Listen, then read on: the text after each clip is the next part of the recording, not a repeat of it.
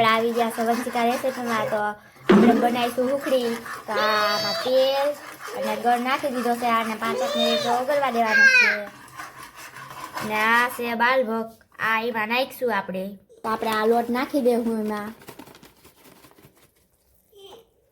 જો આપણે એટલો લોટ નાખી દીધો છે. હવે આને મિલાવવાનું છે આપણે. દેખીએ જો આપણે છે ને આ થાલામાં આપણે નાખી દઈએ ને આ તેલ આપણે કરી નાખીએ છીએ. આમ આપણે થાલામાં નાખી દીધું છે. હવે આપણે આમ કરી લઈએ.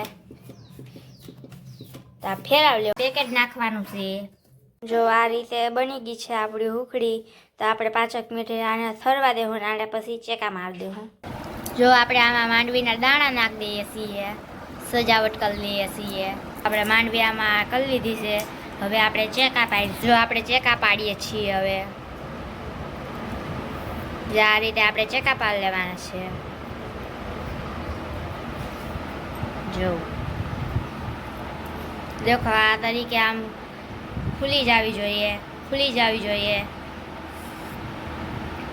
देख सकते हैं आप, देखिए जो આવી સોફ્ટ ને આમ તૂટી જવી જોઈએ. તો આપણો વિડીયો પસંદ આવ્યો તો લાઈક સબસ્ક્રાઈબ કીजिए.